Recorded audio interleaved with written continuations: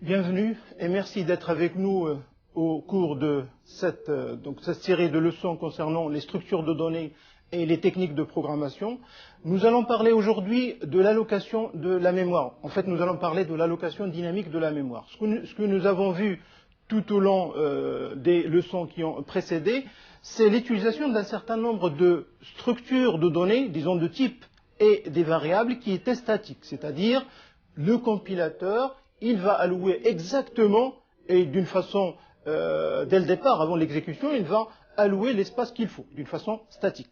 Maintenant, on va s'intéresser au fait que le programmeur, parfois, il a besoin d'un certain nombre de mémoires qui dépendent de l'exécution qu'il fait. Donc, au cours de l'exécution, il va demander un certain nombre d'espaces mémoire, c'est ce qu'on peut appeler de l'allocation dynamique.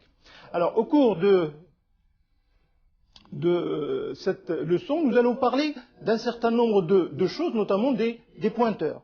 Alors, nous allons parler beaucoup de pointeurs. Ce n'est pas exactement pour présenter les pointeurs au niveau du langage C, mais c'est plutôt pour les préparer, pour nous préparer à d'autres séries de cours où on va utiliser beaucoup d'allocations dynamiques de la mémoire et d'utilisation de ces pointeurs. Donc, nous allons parler des différents modes d'allocation et donc les différents modes d'allocation de la mémoire, parler notamment de l'allocation statique et de l'allocation dynamique. Nous parlerons des pointeurs et d'adressage, donc la notion de pointeur reliée à la notion d'adresse, et nous parlerons des pointeurs liés à des types particuliers et surtout à des types structurés, et puis nous finirons par présenter la relation qu'il y a entre pointeurs et un type de données qui est très important, ce sont les tableaux, qui sont des structures de données statiques. Alors, généralement, quand vous écrivez un programme, quand vous déclarez un certain nombre de variables, que ce soit dans la zone automatique, dans la zone statique, quand vous déclarez une variable, elle est allouée. La place réservée pour cette variable, elle est allouée par le compilateur au niveau de la mémoire. Vous n'avez rien à faire à part que déclarer la variable. Alors, c'est ce qu'on appelle donc, en fait, un mode d'allocation automatique. Alors, le mode d'allocation automatique, il est fait au moment de l'activation de n'importe quel bloc d'instruction, en particulier au niveau de l'activation de la fonction.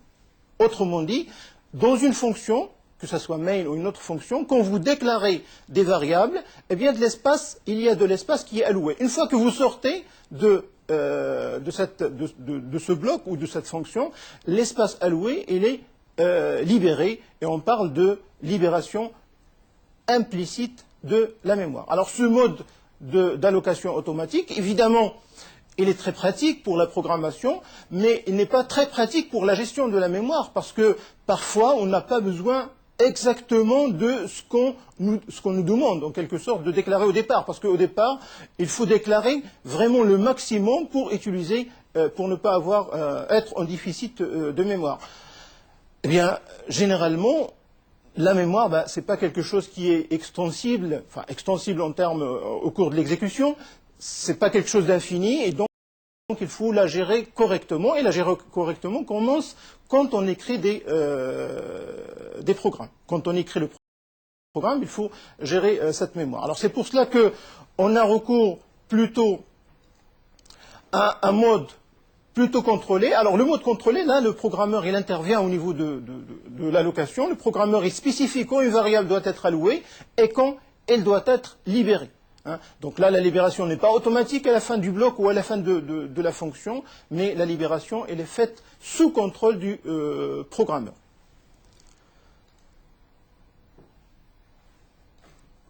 Alors, quand on parle d'allocation mémoire d'une façon contrôlée, c'est-à-dire que le programmeur peut agir et dire que j'ai besoin d'un certain nombre de places mémoire. Donc il faut que le langage, en l'occurrence ici le langage C, offre un certain nombre de primitives qui permettent de réserver de l'espace mémoire. Alors il y a quelques primitives, là je vous présente deux primitives pour l'allocation de la mémoire, que vous utiliserez, donc dont vous aurez besoin, c'est la fonction. Alors on va commencer par la première fonction d'allocation mémoire, la fonction malloc.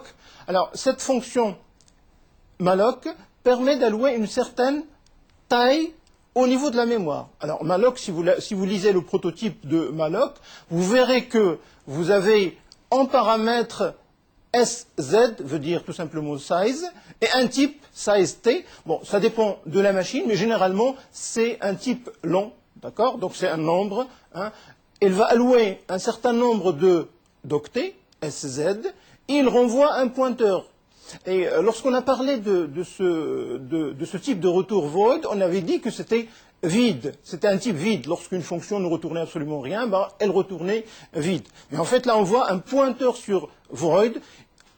Un pointeur sur void, on n'a pas vu les pointeurs. Mais en fait, ça veut dire, grosso modo, que c'est un pointeur universel, que ça peut pointer sur n'importe quelle zone. Et on va voir que malloc, il nous rendra une adresse sur un entier, comme il nous rendra une adresse sur un float ou une adresse sur une autre structure. Donc c'est plutôt universel que vide. Donc le type de retour void étoile. Alors grosso modo, malloc, il réserve de l'espace mémoire et nous renvoie un pointeur sur cet espace qui a été réservé. Combien d'espace? Eh bien c'est ce qui est donné en paramètres. Alors si on veut maintenant n fois cet espace de taille SZ, eh bien on peut utiliser l'autre fonction qui est la fonction calloc, donc allocation de la mémoire d'un tableau si vous voulez, qui permet de réserver n fois l'espace mémoire. Alors nous allons utiliser l'une ou l'autre, alors plutôt la première généralement, la première fonction d'allocation, et nous allons généralement définir un macro qui va utiliser ce malloc, parce que, disons, l'écriture, c'est pour simplifier l'écriture, on va utiliser une macro qui définit un peu, enfin, au niveau syntaxique, ça va simplifier les choses. Alors, pour le moment, regardons ces fonctions. Alors, j'ai bien dit qu'on aura un pointeur qui est automatiquement alloué à. Alors, on va parler évidemment de cette notion de pointeur. La notion de pointeur, c'est quelque chose qui est très lié à la notion d'adressage. D'ailleurs, un pointeur, ce n'est autre qu'une adresse. Donc, un pointeur, c'est quoi? C'est une variable dont la valeur est l'adresse d'une structure de données. Donc l'idée, c'est tout simplement d'avoir au niveau de la mémoire un certain nombre d'informations qui sont référencées par des identificateurs, par des variables, et puis d'avoir d'autres variables qu'on va appeler les pointeurs qui ne contiennent que l'adresse des autres variables. En fait, on peut les comparer à des facteurs. Ils n'ont que l'adresse de la variable. Mais évidemment, ils peuvent agir directement sur le contenu des variables, comme on va voir tout à l'heure. Alors, il y a une adresse très particulière, c'est une adresse de mise à terre. En fait, c'est ce qu'on appelle l'adresse nulle. Ça correspond à une adresse qui n'a aucune signification. Donc, c'est une valeur spéciale de pointeur qui ne correspond en fin de compte à aucune adresse. C'est la valeur nulle ou la valeur 0. Alors, on l'utilisera généralement pour dire que le pointeur ne pointe sur rien. Évidemment, ne pointe sur rien veut dire généralement sur nul. Il ne faut pas le comprendre comme étant, il pointe sur une adresse qu'on ne connaît pas, mais sur 0. Alors, cette constante nulle, elle est définie dans un fichier std_def.h qu'il faut inclure si vous voulez l'utiliser. Alors, je parlais de pointeur comme étant donc une adresse, donc ça contient l'adresse de quelque chose. Eh bien, généralement, c'est une adresse d'octet. On fait référence à un pointeur en disant que c'est une ADOC, c'est une adresse d'octet.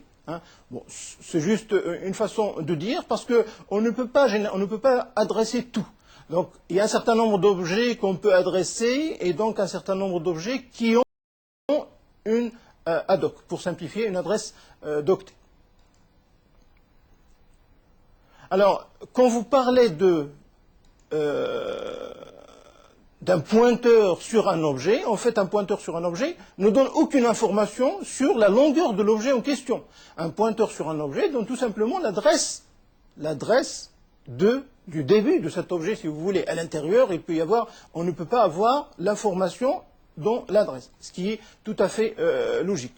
Alors, il ne donne pas d'informations sur le fait comment est-ce qu'on va interpréter. Donc, au niveau de la mémoire, on a une combinaison de bits qui représente la valeur qui est dans l'objet. Évidemment, l'adresse ne donne pas comment on interprète cette combinaison de bits.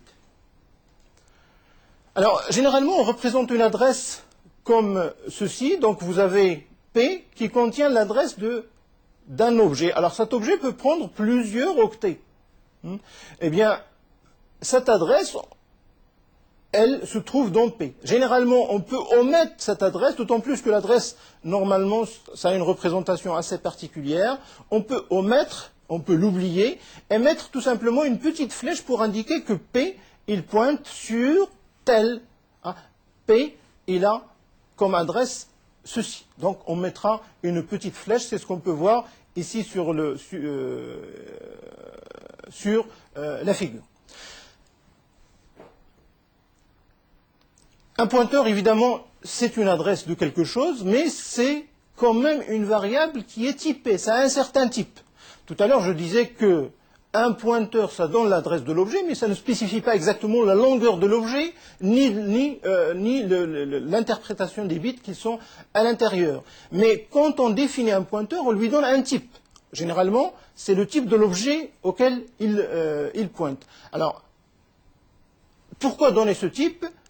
Alors qu'on n'a pas besoin en fait de la longueur, on ne peut pas connaître la longueur, c'est pour un problème de calcul avec les pointeurs. C'est-à-dire, quand on pointe un objet, quand on se déplace, eh bien on va se déplacer de la taille de type en question. Donc un pointeur va être typé du type d'ailleurs de l'objet qu'il pointe. Donc implicitement, le type de l'objet pointé.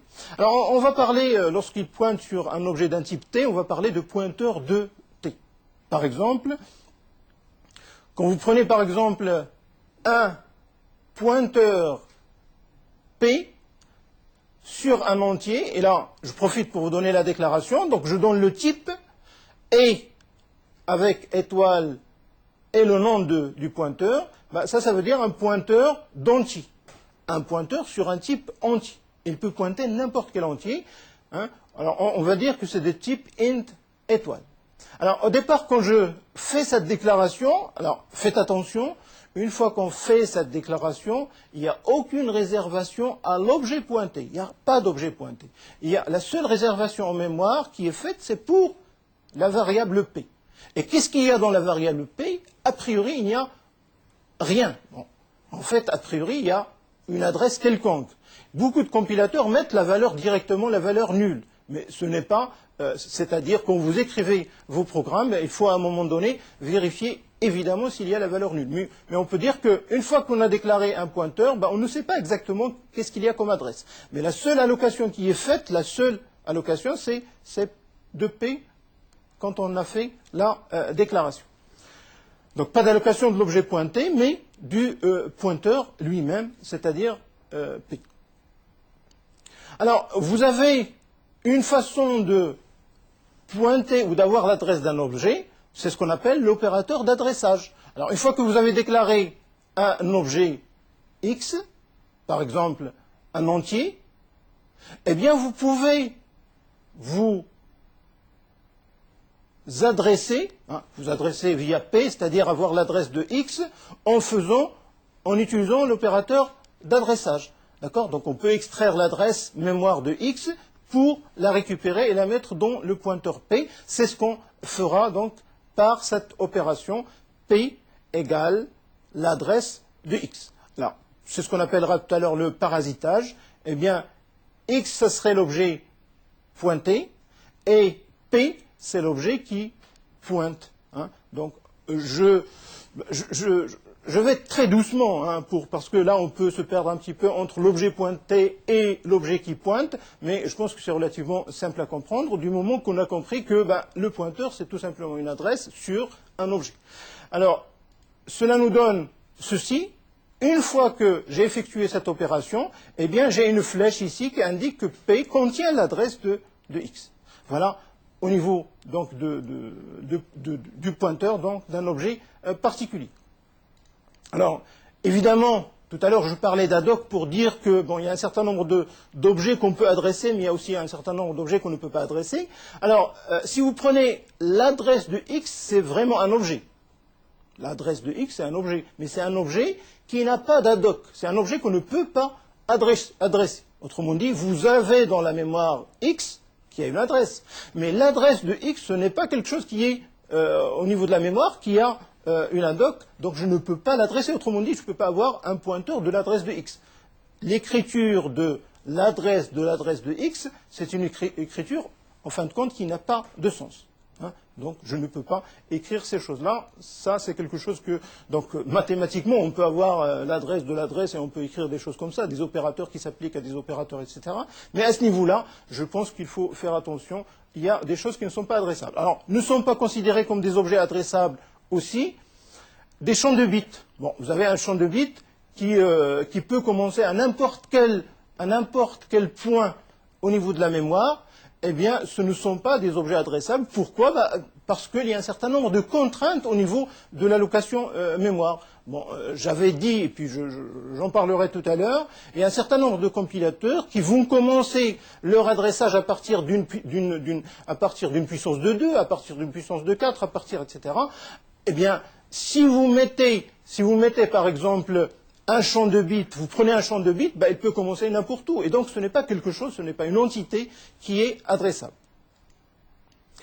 Alors, une variable de classe register, ça se comprend aussi. Donc, c'est une variable qui n'est pas adressable, qui se trouve dans dans des registres et n'est pas adressable. Alors parfois, on peut la considérer comme étant faisant partie de la mémoire et peut être adressable, mais en règle générale, quand vous déclarez une variable registre, généralement, on le fait en langage C pour accélérer, parce que c'est beaucoup plus rapide d'accéder à un registre, eh bien, pour accélérer donc l'exécution, eh bien, quand vous avez un registre, vous ne pouvez pas avoir son adresse dans beaucoup de cas.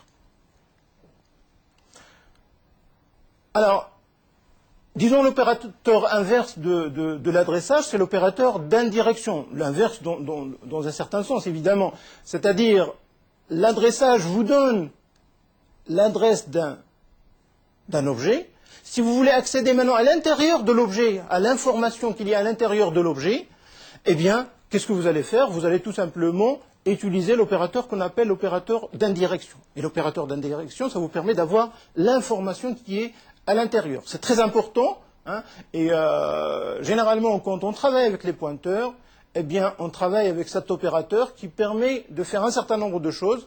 Et Dieu sait, on peut faire des choses qui sont bien et on peut faire des choses qui peuvent nuire à la marche correcte d'un programme parce qu'on peut accéder à n'importe quel objet au niveau de la mémoire. Alors, cet opérateur, il est appliqué aux expressions de type pointeur de quelque chose. Donc, quand vous avez une expression pointeur de quelque chose, eh bien, vous pouvez avoir la valeur qui est à l'intérieur de l'objet pointé. Alors, si vous prenez par exemple cet exemple, x égale à 5, et puis un pointeur P d'entier, vous prenez l'adresse de X, et puis vous pouvez écrire des choses comme ceci, étoile P. Et le étoile P qui est là indique la valeur de la variable pointée par P, c'est-à-dire X. Et là vous remarquez que dans étoile P, c'est ce qu'il y a dans X, c'est-à-dire il y a la valeur 5. Mais évidemment, quand on a fait étoile P++, on a fait cette incrémentation. La valeur de quoi? Ce n'est pas de P, mais la valeur de X a été changée, et ce n'est plus 5, maintenant c'est devenu 6. P pointe sur X, étoile P c'est la valeur qui est à l'intérieur, et cette valeur est devenue 6 parce qu'on a fait une incrémentation. Alors, toujours au niveau des opérateurs d'indirection et d'adressage, alors ce qu'il faut savoir, c'est que X est l'adresse, X est le contenu de l'adresse de X, c'est exactement la même chose. Alors, c'est dans ce sens que je parlais d'opérateur inverse. Maintenant, quand vous déclarez un pointeur, en fait, il n'a pas d'existence. Il existe évidemment, mais en fait, on peut imaginer que son existence est liée aux objets qu'il pointe. C'est un petit peu comme si vous avez un facteur qui n'a aucune adresse. Hein. Là, c'est la même chose. Vous pouvez avoir des pointeurs, mais il faut qu'il adresse quelque chose. Il faut qu'il qu'il pointe sur des objets. Alors, vous avez deux façons de donner une existence, si vous voulez, à l'objet pointé. Soit parasité, c'est ce qu'on a vu tout à l'heure par une variable existante. Donc, vous avez une variable et vous dites, voilà, je pointe sur. Hein, c'est une façon de faire. Donc, c'est ce qu'on a vu tout à l'heure. Soit, et là c'est une autre façon, de faire une allocation programmée. Et dans ce cas, vous allez dire quoi? Non, je ne vais pas avoir une adresse d'une zone indiquée par une variable x particulière, mais je veux avoir un pointeur sur une zone qui m'est réservée, et cette zone peut être une zone anonyme. Hein. Donc, c'est une allocation que je demande, et c'est une allocation qui est programmée. Évidemment, là, pour la première allocation, le parasitage, là, vous ne jugez pas, et là vous êtes programmeur, vous ne jugez pas de la taille de l'objet que vous avez pointé, en l'occurrence ici la variable x. Hein. Quand vous parasitez, c'est le compilateur qui choisit. En fait, vous lui dites int et c'est lui qui va réserver la place pour x. Alors que pour une allocation programmée, vous pouvez dire par le biais des fonctions malloc en particulier et calloc, eh bien, vous pouvez dire j'ai besoin de. Hein, c'est ce qu'on a appelé une allocation programmée, et c'est une deuxième façon de donner une existence à un objet pointeur. Alors, on reviendra sur ce cas-là de l'allocation programmée, mais avant, on aimerait travailler un petit peu plus sur les pointeurs. Tout à l'heure, on a vu comment est-ce qu'on peut les déclarer, on a vu comment est-ce qu'on peut accéder à des valeurs à l'intérieur. Maintenant, est-ce qu'on peut manipuler les pointeurs comme les autres types? Et on va voir qu'on peut faire un certain nombre de choses qu'il faut bien comprendre il faut comprendre pour comprendre comment est-ce qu'on peut manipuler les objets pointés. Alors, tout d'abord, on va commencer par la première forme de calcul sur les pointeurs, c'est la somme d'un pointeur et d'un entier, c'est possible. On peut sommer deux choses d'un type différent. Alors, on peut sommer un pointeur et un entier. A priori, une adresse plus un nombre, ça peut ne pas avoir de sens, mais ici, ça a un sens hein, que nous expliquons tout de suite. Alors, si vous prenez par exemple un pointeur P, quand on parle de... Alors, P qui pointe sur une adresse particulière. Quand on parle de P plus 1, donc j'ajoute un entier, eh bien, ça veut dire que P plus 1, c'est un pointeur. Hein, donc, ça a le même type que P, mais ça pointe sur une zone hein, consécutive à P, à l'objet pointé par P. En fait, cet objet peut être anonyme, eh bien, à un objet plus loin. Et cet objet, il a une certaine taille. Cette taille est soit définie par parasitage, par l'objet pointé, ou elle est définie par allocation programmée. Donc P plus 1, ça pointe un type plus loin. P plus 2, un type plus loin. Disons un size of type, donc au niveau de la taille. Alors une fois qu'on a défini cette somme, on peut définir un certain nombre de choses. Alors tout d'abord, définition générale, P plus I, c'est un pointeur qui a le même type que P et qui pointe sur size of du type, hein, le type de l'objet pointé par P, plus loin. Hein, c'est ce qu'on peut écrire au niveau avec notre notation de ad hoc. Donc l'adresse en octet de P plus I, c'est quoi? C'est l'adresse en octet de P, cette adresse, plus combien? Plus I fois, hein, une fois, deux fois, trois fois, la taille du type. Et size of t, c'est une fonction donc, qui vous donne la taille en octet du type. Si c'est un entier, c'est la taille d'un entier, par exemple. Ça peut être 4 octets, d'un caractère, c'est un octet, etc., etc. Alors, il y a un certain nombre, quand on a parlé des fonctions, évidemment, on a dit que la fonction, généralement, c'est un pointeur sur un début de code, c'est un pointeur. Mais là, on ne peut pas parler de P plus I, lorsque P, c'est un pointeur sur une fonction. C'est un pointeur de fonction, on ne peut pas parler pour un certain nombre de raisons qu'on peut comprendre assez facilement. Lorsqu'on pointe sur une fonction, on ne peut pas aller plus loin, au niveau des calculs sur les pointeurs de fonction. Donc P plus I n'a pas de sens lorsque P, c'est un pointeur de fonction. Alors, une autre opération sur les pointeurs, c'est la comparaison. Alors, comparer deux pointeurs, bah, c'est possible. Du moment qu'on a défini l'addition avec un entier, bah, je peux dire que j'ai deux pointeurs qui sont l'un à la suite de l'autre. L'un avant l'autre, l'un après l'autre. En fait, la comparaison, c'est dans ce sens. Hein. C'est les mêmes, avant, après, etc. Donc, c'est relativement clair pour vous que d'abord, la comparaison P égale à Q, bah, c'est tout simplement lorsque P et Q ont le même type d'abord, et que P et Q pointent sur le même objet. Autrement dit, l'adresse de l'objet pointé par P, c'est la même que l'adresse de l'objet pointé par Q. Donc, grosso modo, deux pointeurs sont les mêmes si ils pointent sur le même objet. Autrement dit, les flèches qui partent pointent sur le même objet. On aura quelque chose qui ressemblerait à ça. Vous avez P et Q qui pointent sur le même objet. Donc, P est égal à Q. Alors, pour une bonne représentation, on peut faire, en fait, P et Q pointent sur le début de la zone ici. Hein. Donc, le P pointe là et Q pointe là. Mais on peut, juste pour schématiser, pour que ça soit visible, P et Q pointent sur le même objet. Mais généralement sur le début de l'objet, évidemment.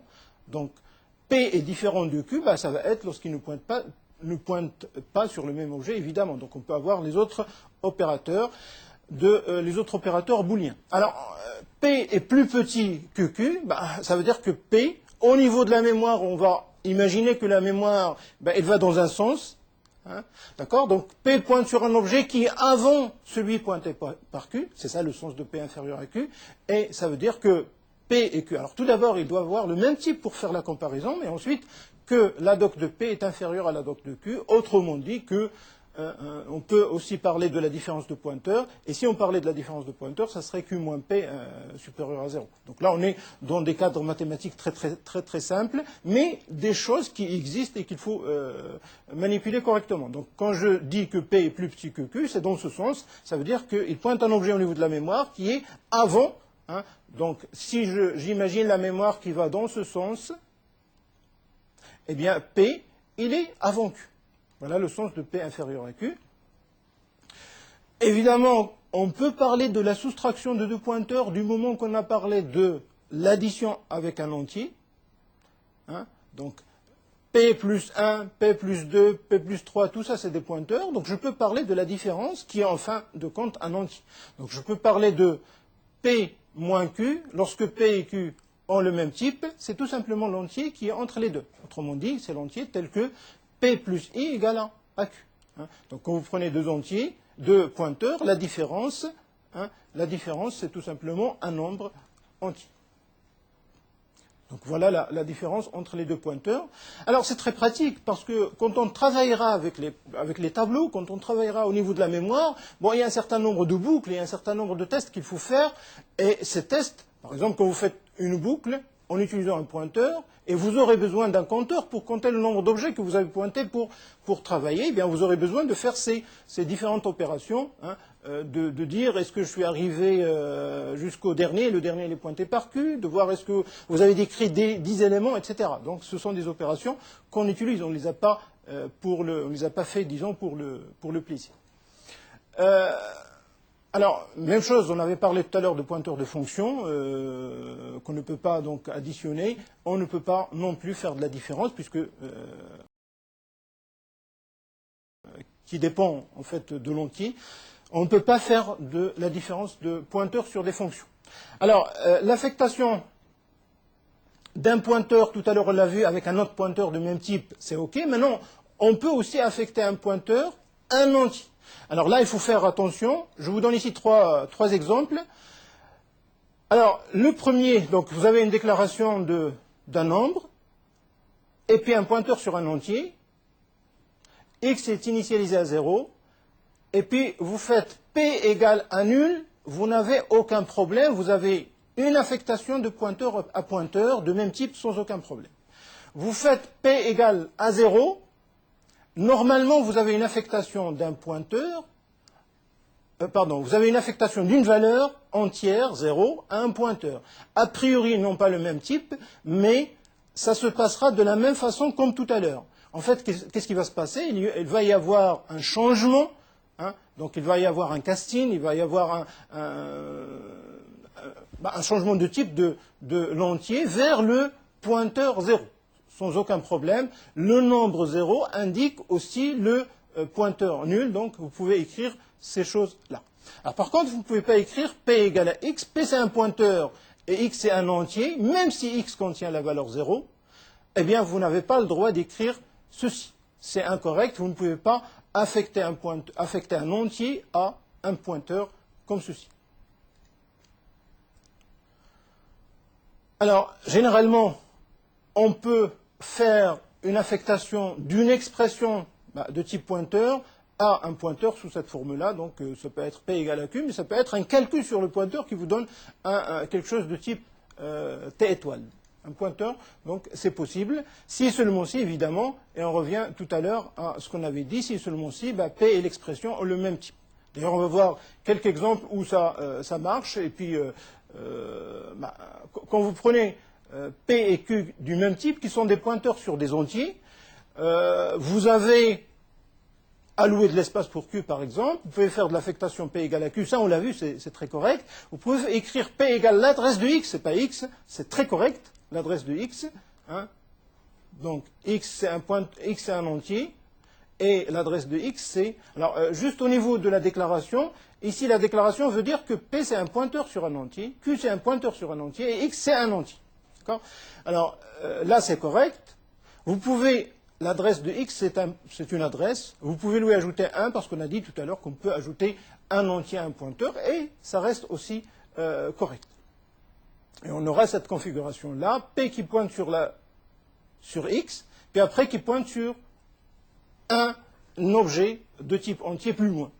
Donc P égale l'adresse de X plus 1, c'est tout à fait correct d'écrire des choses. Maintenant, si vous prenez deux pointeurs, mais qui ont des types qui sont différents, c'est le type exactement de l'objet pointé. Là, vous avez un pointeur sur un entier, et là, vous avez un pointeur sur un double. Eh bien, vous n'avez pas le droit d'écrire des choses comme ça, à moins que vous décidez donc de faire du casting, c'est-à-dire de la conversion explicite du type pointeur vers un autre type pointeur. Passons maintenant au pointeur sur des structures un petit peu plus développées, plus complexes. Donc nous parlons tout de suite donc des structures pointées. Alors en fait, tout à l'heure on avait parlé des petites structures, donc des structures, des petits types entiers, doubles, etc. Nous allons parler maintenant des structures. Structure, on sait, veut dire tout simplement un enregistrement. Alors quand je prends un enregistrement, par exemple ici, vous avez un article qui est référencé par le code, la désignation, le prix et la quantité. On a vu comment est-ce qu'on pouvait définir un nouveau type par type def, article.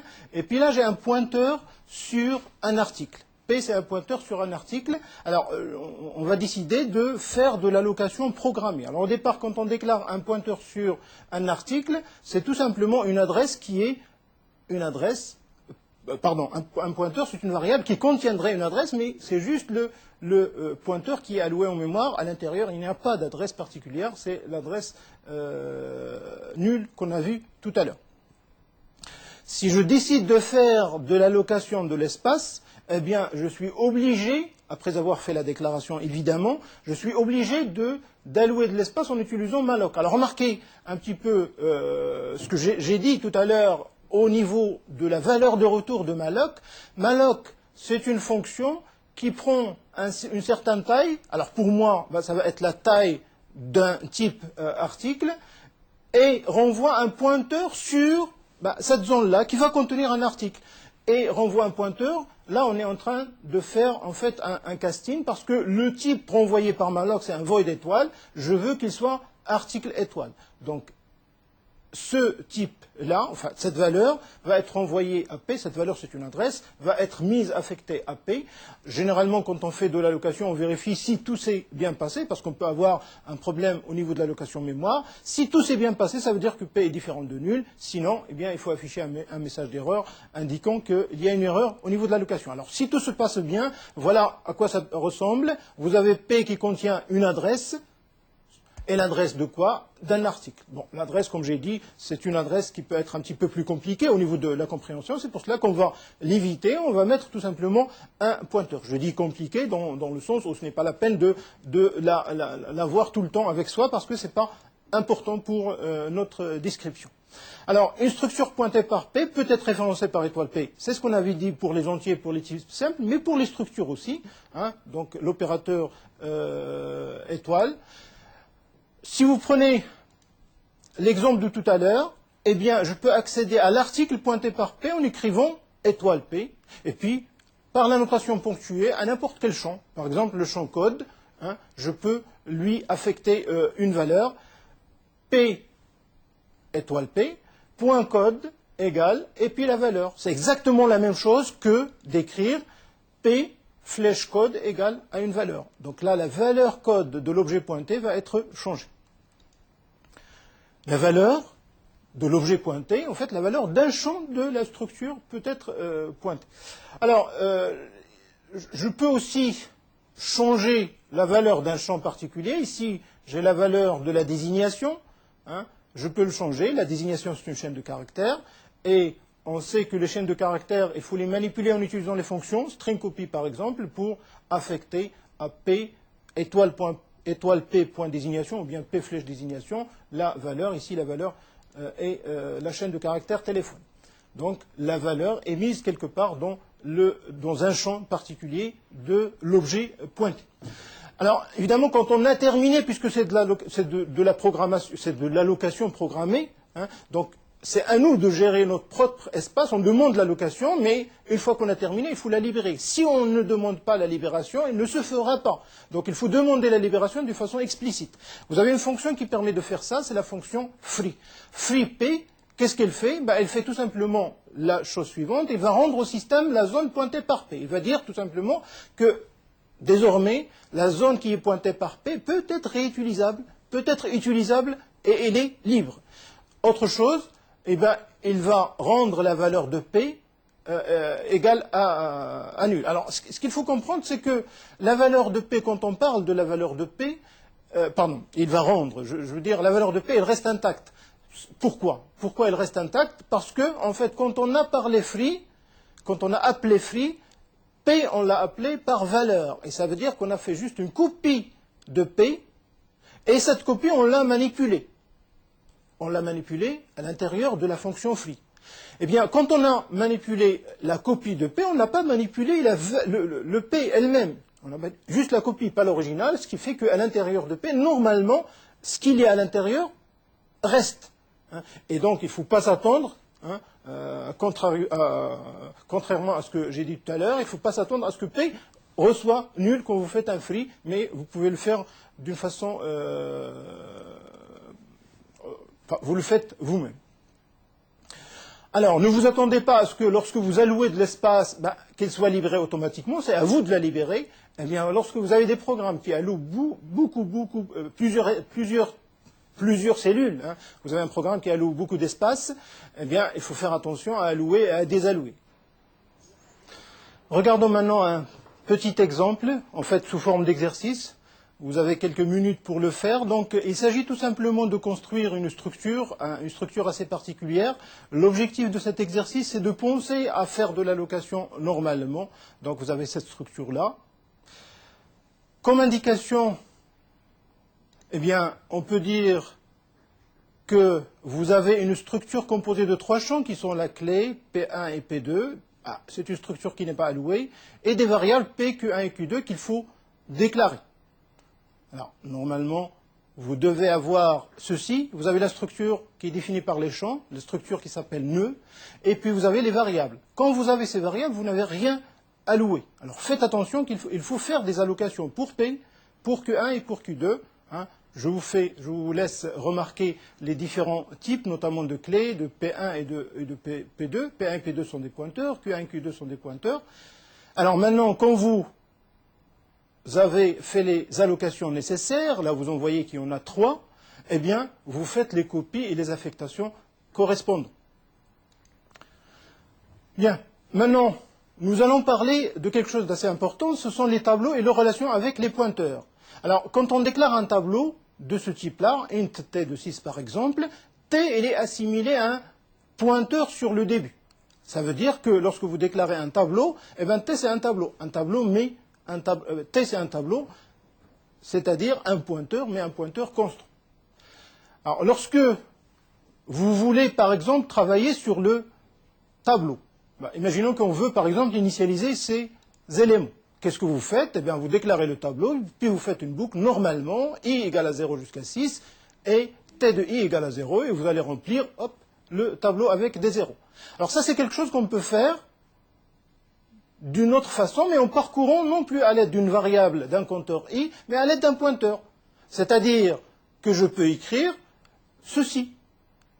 Donc, si j'utilise ici au lieu d'un entier un pointeur, p il commence à partir de t, et puis il s'incrémente, p++, et on a vu comment est-ce qu'on pouvait agir sur un pointeur en faisant des opérations d'affectation et surtout des opérations d'addition avec un entier. P++, c'est p égale à p plus 1. Et j'avance jusqu'à ce que j'arrive à t plus 5. Et à chaque fois étoile p, c'est-à-dire à l'intérieur, je mets 0. Voilà, donc comment est-ce que je peux faire en utilisant donc un pointeur au lieu d'une variable entière. Alors, ce qu'il faut savoir, c'est qu'un tableau, c'est un pointeur, mais c'est un pointeur constant. Autrement dit, vous pouvez déclarer un tableau, mais t++, par exemple, dans une expression, c'est quelque chose qui n'est pas correct. Tout à l'heure, on a vu p++, ok, c'est un pointeur, mais quand c'est un tableau, c'est pas correct parce que je ne peux pas le changer. C'est quelque chose de constant.